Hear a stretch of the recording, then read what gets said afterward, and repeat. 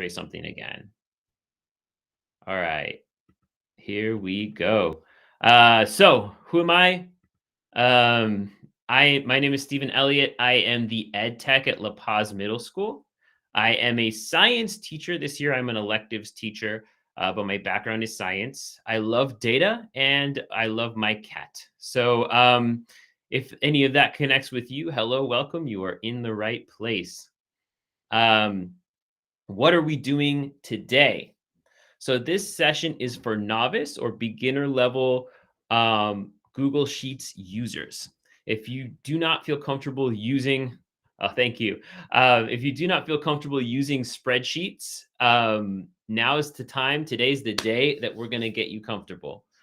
We're going to find ways to make it easier to find information, get rid of some of that sensory overload that people complain about with spreadsheets. Like, how come there's so many extra cells? I'm not going to use all of those. Well, let's figure out how to make it a little bit more, a little bit tighter, a little bit cleaner. And then also making spreadsheets look more visually appealing, like I demonstrated in the slam earlier this morning. And also things like simple calculations, so more than just the sum. Some of the other formats for the Google Sheets, the functions, like the one that I demonstrated in the slam, but a few other ones that might be very helpful for us as teachers. So I'm going to try to move slowly, but when I get excited, I do talk a little bit fast. So if I'm going too fast for you, please slow me down. I would much rather know that I need a little more. Hoping for a VLOOKUP. I don't want to scare anyone off, but I may be able to demonstrate VLOOKUP during the sandbox if you would like to see how that could work. So yeah, I do have some more advanced skills. It is a little bit of a troubleshooting, a sort of try this and see what happens situation when it comes to more advanced Google spreadsheets. But again, that we're going to meet everyone where they're at. Okay, so please, this is a request. Please follow along with me. So at various points in this presentation, you're going to find forced copy templates. So I made a dummy spreadsheet with fake student information on it from fake students so that we can play around with it. And I'm going to reference that while I'm working. And if you click those links, you'll get your own copy so you can do what I'm doing. I can't make you do it, but it will probably help you learn faster. And if you have questions about that, please let me know. But that's coming up soon. All right. So what makes a spreadsheet so special? A lot of times when I was starting getting used to getting people in my office and at my school site to use spreadsheets, a lot of people said, well, why can't we just use a table in a Google Doc? Or you can put tables like data tables into Google Slides. What's the difference between this and that? Well, here's some things that you can do in tables and in documents and slides cannot do. You can alphabetically sort information instantly. You can filter out information you don't need and then put it back. So you're not deleting information, you're just taking it out of your view for a while, and then you can put it right back where it was. You can also perform calculations and create graphs and charts. That's something I don't have on the docket, but if you want to learn, I taught my students for science fair many years ago how to use Google Sheets to enter your data and then turn it into a graph and edit that graph to make it look pretty. So that's something I could also demonstrate later in the sandbox session if anyone would like to know. That's kind of what that session is going to be about. Okay, but why are the spreadsheets so ugly? As I demonstrated in the morning session, a lot of people don't like to look at the data like that. And I'll be honest with you, neither do I. I don't really like looking at raw data or information that's just kind of been dumped into one place. But there are lots of things we can do to make it less tedious and give it more things that are easier for humans to look at and to make decisions. So the three things that we're going to go over for today, we're going to format, we're going to filter, and we're going to add functions. So these are the basics of what we're trying to get done. All right. So it says, please use this template to follow along. And here are the things that we're going to do with this template. We're going to change the font. We're going to freeze the top row.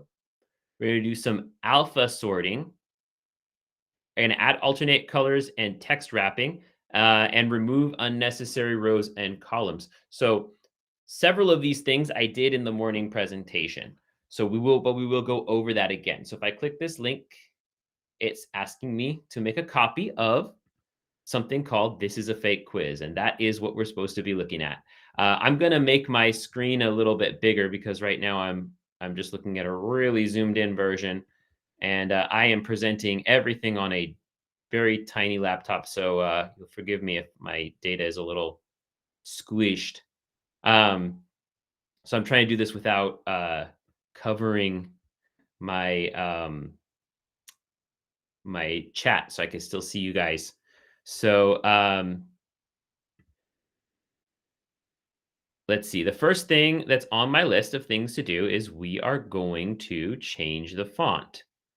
And we're going to change it to be more readable. So if this isn't more readable for you, feel free to either skip this step or um, to do it in a way that's more readable for you. So the first thing I want to do is I want to make this first row more like easier to see. So I am going to take this row and I can select everything in the row. If you click on the number 1, this row goes all the way to the end. All right. Um, and I'm going to just click on it and I'm going to make the text bold. Another thing you can do, this is just like using a Google Doc, right? This is unique to spreadsheets is you can make borders. So I can make a square around all of the squares in here. We call those squares cells if you're not familiar with that terminology. If I click all borders, just for number 1, I end up with this little line right here. So if I want to remove it, I can go to clear borders and it takes it back. But I'm going to click all borders and I'm actually going to change the thickness of the border so that it's easy to determine what we've got here. So that's one thing that you can do. Um, Another thing, we're going to freeze the top row. And let's see. I'm going to freeze the top row. And so for this, I'm going to click on the number 1. And I did this during the slam. So if this is simple for you, we'll do it real quick. Under the view menu, freeze, and we're going to say 1 row. Now, this is a very simple spreadsheet. There's about 13 entries, but imagine you're a teacher with 5 to 6 class periods. All your students are using a Google form for a quiz, and you make a spreadsheet out of it. You're talking 130, 150 different entries, and that can get overwhelming. This right here is small because I didn't feel like punishing myself making a fake spreadsheet during break. I'll start doing that next week when we're back in school. But that's what that does. Again, is it makes it so that when I scroll up and down, I can see what that says. All right. I'm going to go to my next step, which is, sorry, my screen is taking up a lot of real estate right now.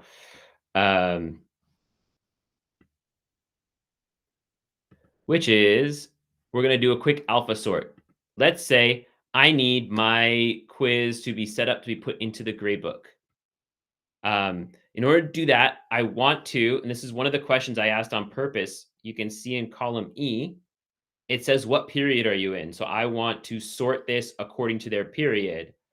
But I also want to sort according to their last name because the last name is how it's entered into the gradebook, how the gradebook is set up, right? So, and I froze the top row, so that top row is not going to move. Have a look at the column. There's a little box on the side, on the right-hand side. If I click that box, it gives me options. All the way down past hide column, resize column, it says sort sheet A through Z. It also says sort sheet Z through A. I'm going to click A through Z and watch what happens. All right. I've got A through Z, everything down to the bottom is correct, and all the other things came with it. So nobody's score got switched to somebody else's. Sorting this column with this box right here sorted the entire sheet. And if I want to even make it easier on myself, I'll go over to column E, where it says what period they're in. And even though the sorting is in alphabetical, it's going to do the numbers according to that too. So now if I click this, now I have, if you notice, it's alphabetical by period. So now I have this pretty much how I would enter it into the grade book. I would look at period one. There's 1, 2, 3, 4 entries for period one. Go into the grade book, type their score, which we have over here from my Google form, and I can just go. All right. Let me just show that one more time, just in case you missed it. Whoops, wrong way. I'm going to go back.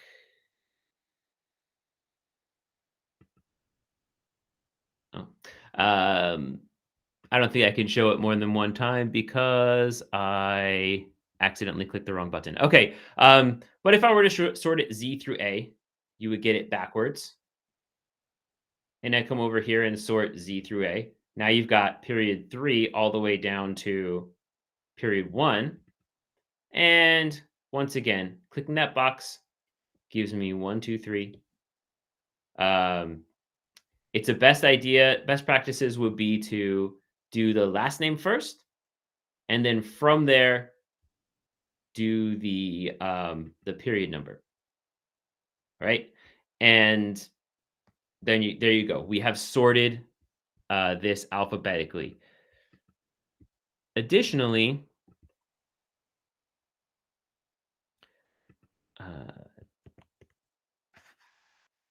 Jennifer, here you go. Those are the sign-in sheets and the slides. Okay, so the next thing that we're going to do is add some alternating colors and text wrapping. These are things that I did during the slam. So I feel like if you want me to demonstrate this, I feel like I'm going to go kind of fast on this one. But if you want me to slow down a little bit, feel free to ask. I'm going to select column A, and then I'm going to press Shift and click column J.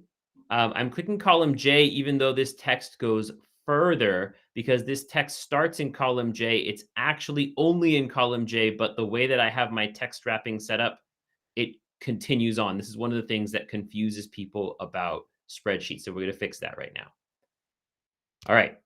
So everything is selected, everything with text in it. And now I'm going to go to the format menu at the top. I'm going to press alternating colors. And I can pick whatever of these colors I want. And you notice it says the range is A through J, and those are the names of the columns. It's A:J. This is really common this is a really common thing that you're going to want to get used to in spreadsheets. A range of data will go from one to another. And if I don't have the entire column selected, it will have A plus the number, as for example, A3, J13, something like that. So this is something that it helps if you get used to that.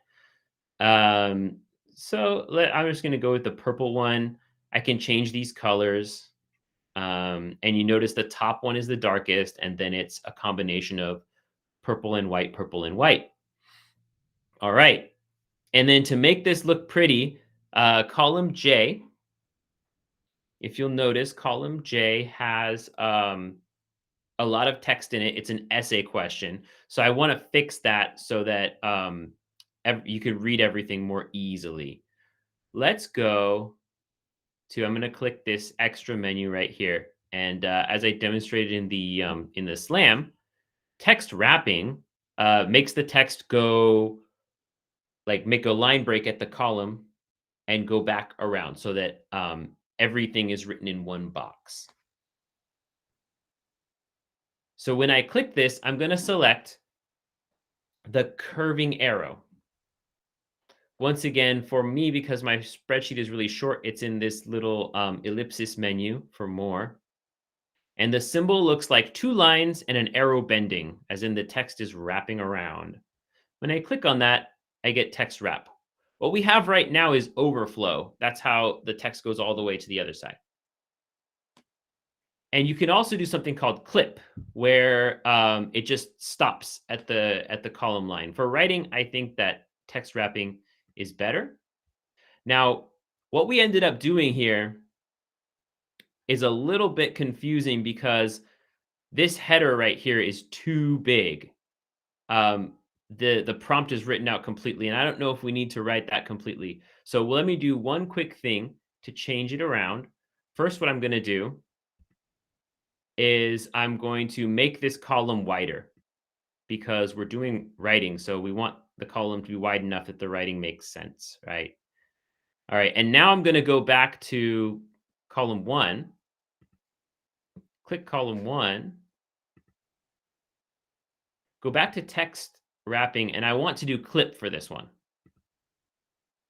So that way, and if I want to read the whole thing, if you'll notice, when I click on that cell, it actually explains, you can read the whole thing right there.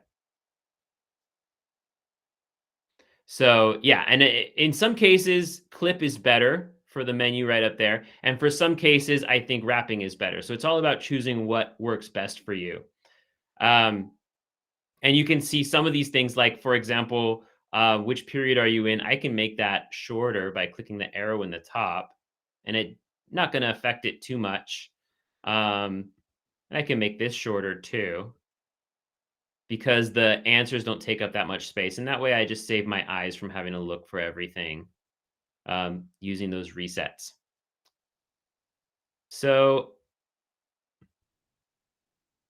that's that.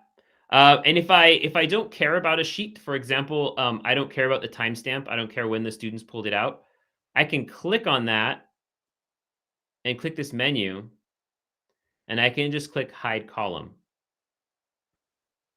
So now I don't have to look at it anymore. That's another useful feature. And the last thing that I'm going to demonstrate for you is how to hide a bunch of stuff that you don't need. Like, look, this is one of the things that drives people crazy about spreadsheets. There are 113 rows, and I've only got 13 entries. So I don't want all these rows. I don't want to see them. They're bothering me, right? What I'm going to do is I'm going to start at the first blank row, row 14, scroll all the way down to the bottom, press Shift, and then click. Now you'll notice I've highlighted all of the rows that I don't want anymore. What I can do now is either right-click if you have a mouse, or two-finger tap if you got a trackpad, and the menu comes up. And from that menu, I can press Hide Rows. I don't want to delete the rows. If I delete the rows, then I have to re-add rows in, and I may decide later, maybe a student retakes the quiz, or maybe I'm going to add a function, which we're going to do in a little bit. I don't want to have to re-add those rows in, so I'm just going to hide them so I can't see them. When I press hide, now it goes from here to here, all the way to the bottom. And you may have noticed, well, I've got these columns here. Can I do the same thing with these columns? And the answer is yes, you can.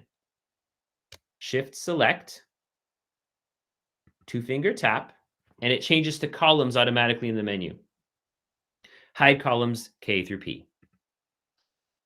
Now my spreadsheet is literally only the information that I have and none of that blank stuff.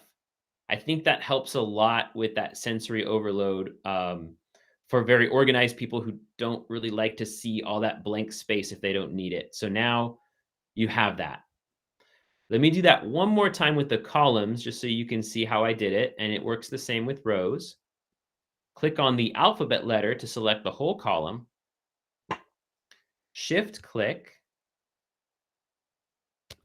And here are my selected extra cells, the columns. When I two-finger tap on my trackpad, the option for hide columns shows up, and I click on that. And I can restore those columns. There's a little arrow that shows up in the bottom corner here. If I click that, the little black one, it's kind of hard to click.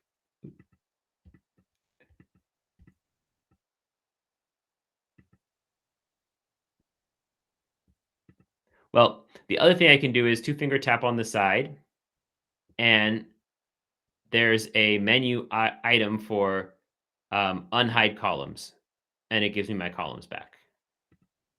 All right, so that is formatting. Let's go. And by the way, if you go through my slides, and I'll just put this back up here so you can see it. If you go through my slides, all the things I just demonstrated for you have screenshots to show you where the menu is, how to do the stuff that I just did. All right. So all of that's there. Are there any questions about formatting? Just remember, you can interrupt me at any time. I do have my chat. I can see it. But I want to move to filters because this is a really powerful one. Again, remember, please pause and let me know what you need if I'm missing it. Okay, thank you so much, Rwanda. And let's see. So we're going to talk about this one. And if you didn't do the first step with me, but now you're like, actually, I think I should practice this, click this link right here, and it'll give you everything we just did on a new template. However, it's the same as the old one. So if you've been working along with me, you don't have to click this link. But if you would like to join me now, but you didn't join for the first step, this link will help you. We're going to add a filter. All right. So this is really simple to start. You're going to go to the data menu and you're going to click create a filter. And next to the top rows of every column, you're going to see a little triangle shape. Let's do that now. Here we go. So I'm going to my spreadsheet. I'm clicking the top. And I'm going to shift click again. All right. And then I'm going to go to data. And I'm going to click create filter. All right. Now you can see it turned green. And you can see these little triangle shapes. All right. So how do I use this? Link for the slides in the chat. Here you go. So how do I use this? Let's look at something that we might want to filter. Let's say I only want to look at my period 3 students. I don't want to see period 1 or 2.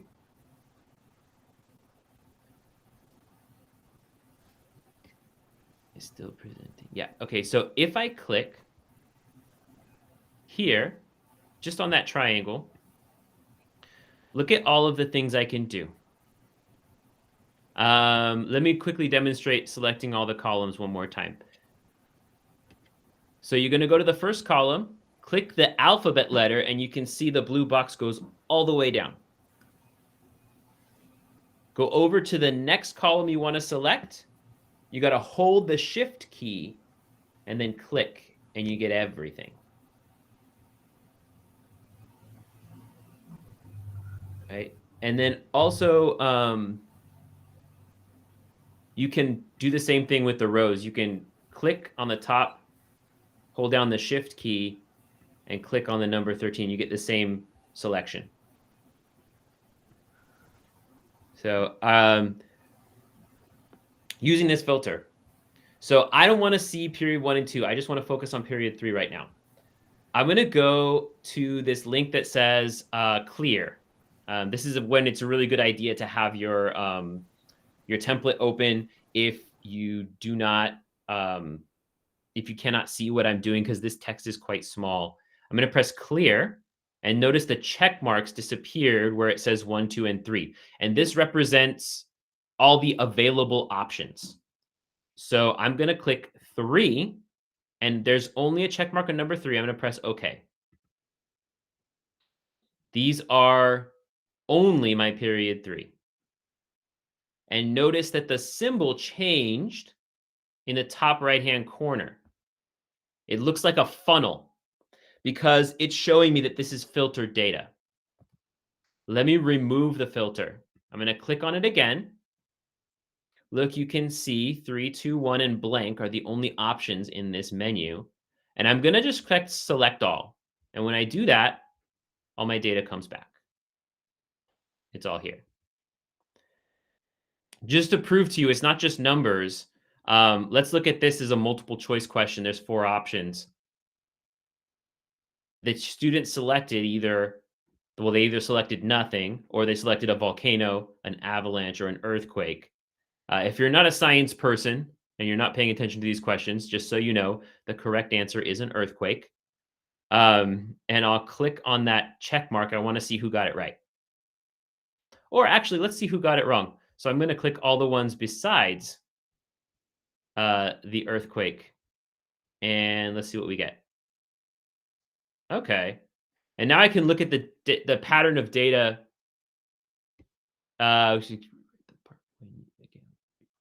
Yes, as a matter of fact, I can go over this as soon as I finish showing this one thing. So once again, the triangle is the filter. And when you see a funnel, that means that the filter is already in place. And now I'm seeing everyone who answered wrong. And I'm seeing volcano a lot. Maybe my students need to learn more about volcanoes. So that helps me make decisions for my classroom. So once again, select the funnel logo and press select all. And now I get my earthquake responses back. Okay, really quickly. Once I've put let's see. So Sharmisa, can I ask you, do you need to demonstrate how to put the filter in completely, or is it just using the filter? Yes. So from putting the filter in up until now, please. Okay, so let me just do that. I think I could do that really quick. So let me just click, and I'm going to select all of these columns like before, and let's see if I can remove the filter. Yes, I can click remove filter in the data menu. So now it's back to our unfiltered, uncool spreadsheet like we had before. I'm going to go to the menu where it says data, and then just going to click create a filter. And you can see the symbol looks like a funnel. And these little triangles show up on every column that I have selected. If I want to see the information that's put there, I can click the little triangle. And in this case, it's another multiple choice question. I see at the bottom all the multiple choice options. All right. And if I want to see a specific one or remove a specific one, excuse me, I'll remove the correct one in this case, which is over hunting. And now you can notice there's no check mark there, but everything else is checked, including blanks in case the student didn't answer the question. And then you can see it removed all of those options. Or a more easy one to see would be, again, I'm clicking this filter view, is if I just put 1. So the otters got too hot because of global warming is not the correct answer, but 2 students selected it. And now I can see who they are, what their overall score was. So maybe that's just one they didn't know, or maybe they're struggling overall. That helps me to know. Right. And to remove it, I go back, I press select all, and okay, all of my data comes back. Did that help? Yes. Okay, great. Thank you. All right. Thank you for making me pause and go over that again. I hope to be helpful in that way. And by the way, if anyone forgets any of the stuff that we are doing today, just a reminder that in my slides, all of the steps that you need are here. So you can go back if you have a copy of these slides to look at screenshots of what it looks like And there we go. So really quick, why would we want to filter data? I think I demonstrated that, and maybe you guys have some ideas. I'd love if you put them in the chat or unmute yourself and share. Um, I like to use these filters to find out how many scored high or low, or what was the most common mistake. If you filter out the correct answers, what's the mistake that people are making more? You can also remove certain periods and focus on one. Let's say my fifth period is a really challenge compared to my other classes. I want to know how they did on this quiz. And you could also filter out two connected quiz items just to see, are people who answered incorrectly about the sea otters also answering incorrectly about tectonic plates or whatnot. You can compare two things that way. I think that's very useful. If there are any other ideas while I transition to the next thing, unmute yourself and share, or type in the chat. How could you use filters to improve your data analysis? This could be with your students or also your PLCs. And while we get here, now I want to talk about functions. And this is the part where it gets scary. It starts to look a little math-like, but you shouldn't get scared because this is the best part. This is where it gets good. And I demonstrated a sum function in the SLAM where I had it add up all of that, all of the cost of materials for my class for me, which is great. So that's nice. But then in some cases, there's some other things that we can do as well. There is a link to a template with all of the stuff, including the filter added, if you didn't get to add the filter. If you are still following along with me, it is the exact same spreadsheet, so you don't have to make a copy of that. I've got a response here. If I filter per period, then by last name to record scores and synergy. Yes, I use that all the time when I do my quizzes. I love just opening up two windows. I got synergy in front of me, and I'm just looking at the name, typing the number, looking at the name, typing the number, and it really speeds up my grade entry process. I'm able to do it way more often, which helps students to know what they're doing well. Yes. So the filter function for PLC. Yes, exactly. You can also combine different teachers' Google Forms onto the same spreadsheet so you can analyze across teachers if your PLC is really comfortable with each other doing that. It's really great. I just realized that I have about 10 minutes left, which should be enough to go over two of these functions before we take a break and then come back for the sandbox. Yeah, it definitely take it one step at a time. This can get overwhelming, and I don't know if you noticed, but I'm kind of a nerd and I get excited about functions of things and how stuff works. So I might be giving you too much information. Take one or two things, if that's where you're at, and that's totally fine. So this is meant to make spreadsheets less scary. If functions are scary for you, that's okay. But we're going to demonstrate one real quick. All right.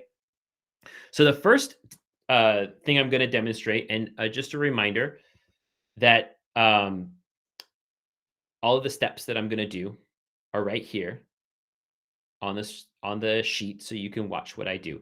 We're going to do a COUNTIF function first. But the first thing we need to do is we actually need to restore those rows that I erased before, because we need one more row to put our function in. A function is like a little computer program that does something for you automatically. So in order to do that, I'm going to go down to the bottom, and you see this little triangle. If you can't see very well, and you might want to look on the slides, there's a little triangle down in the bottom, right where the extra rows are hidden.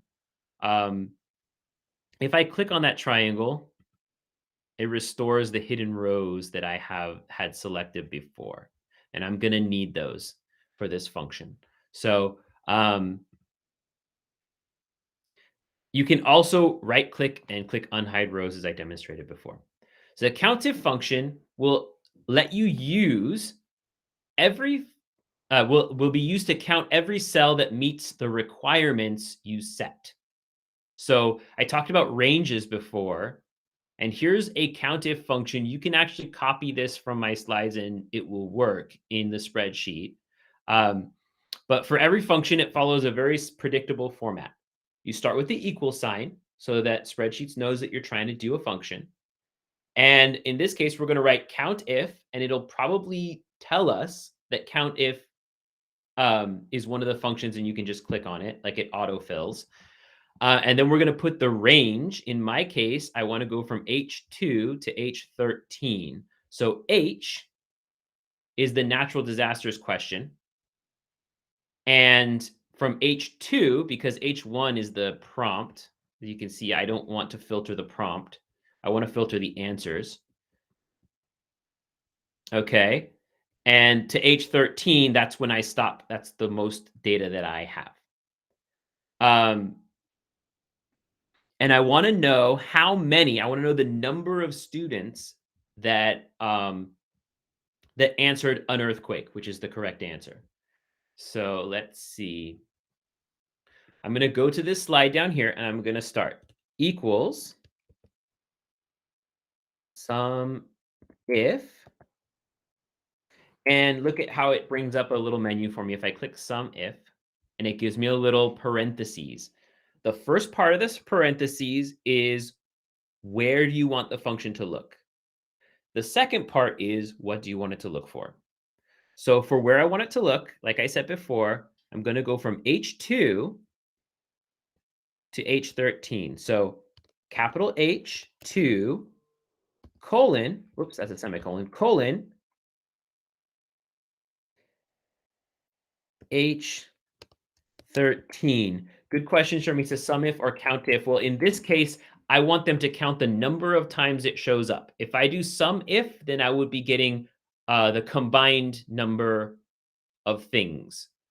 So for example, if I did a sum if, I did this accidentally when I was preparing this presentation. I did a count if function instead of a sum if on the period. So I looked for period 3 and it ended up giving me the number 9, which is incorrect because there are 3 entries from my period 3, but it's because it took all the period 3s and combined them together. So, so sum if will add up all the numbers. Count if will tell you how many times that number shows up. So in our case, we're going to use, oh, I got the wrong, that's why you're asking me that, because I'm supposed to say count if. I'm sorry. Do as I say, not as I do. Yes, it should be as count if. Count if H2 through H13, comma, and since I'm looking for a block of text, I need to put it in quotation marks. So you don't need to put a space here. I can write quotation an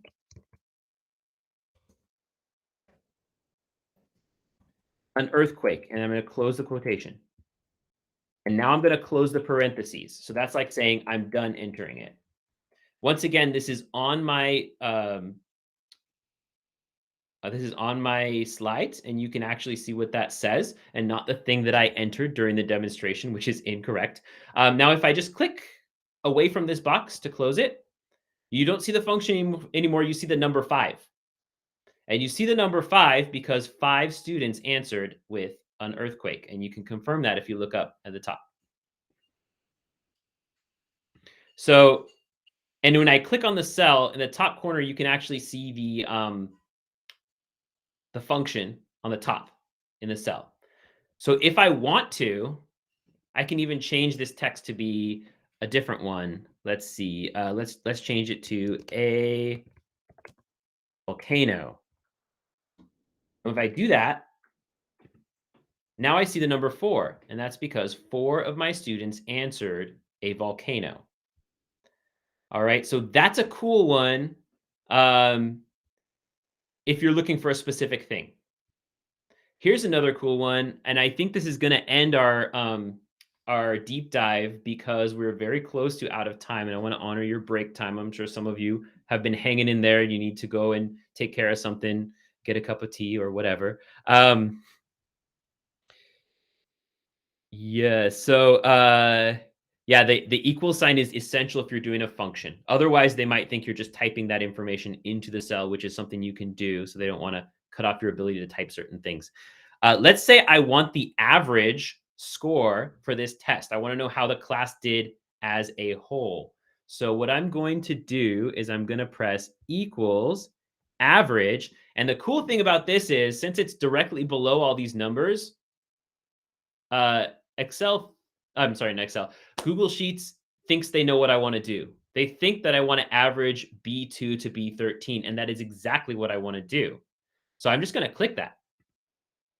And look, it tells me, unfortunately, that the average score for this test is 7 out of 15, which if you do the math, you can confirm that that is correct. And I think that these subjects are probably things that my students need to reassess.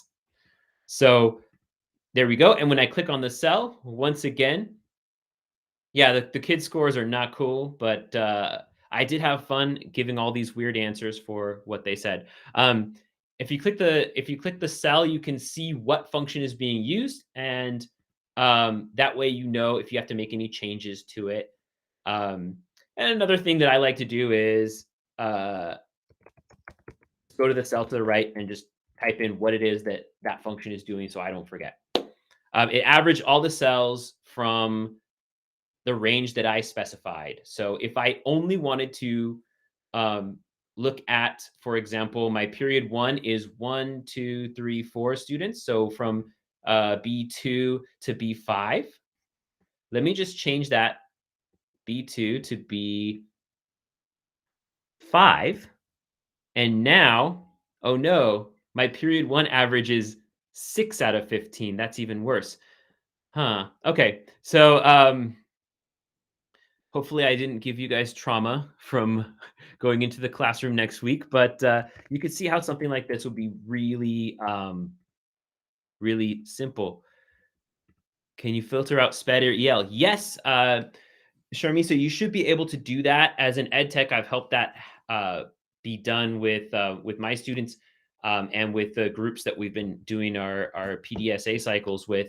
The only thing is that it would have to be delineated in the spreadsheet. So if you have that information on one of your columns, it would be really easy to just filter it out.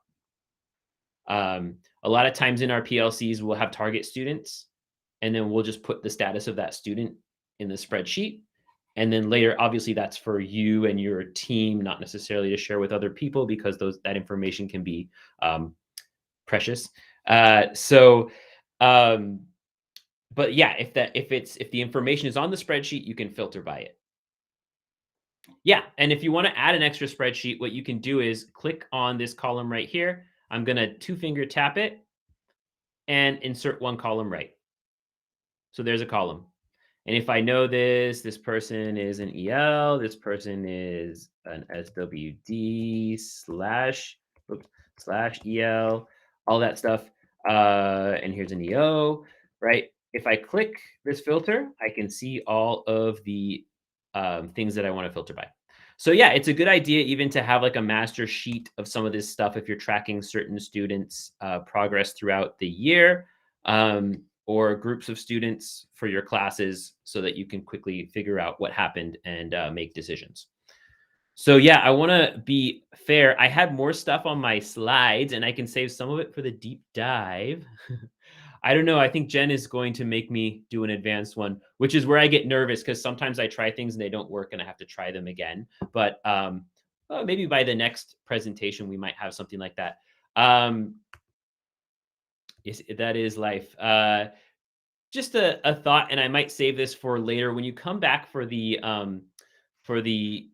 sandbox, I can show you some of the advanced things that I've done with spreadsheets. I have some examples, including the spreadsheet that I made every member of my large family fill out for Thanksgiving and Christmas this year. Some of them are mad at me, and some of them think that it's really cool. Anyway, I'll save that for the deep dive if anyone's interested. But we are on a 15-minute break, and I'm going to stay here, but you feel free to leave for a bit, go to the restroom, get a beverage, or whatever it is that you need to do.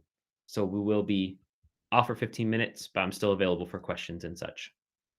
All right. Thanks, everybody. There will be an extra sign-in when we come back for this session. All right. Thank you. Thank you. Have a great break. Oh, and I will pause the recording now.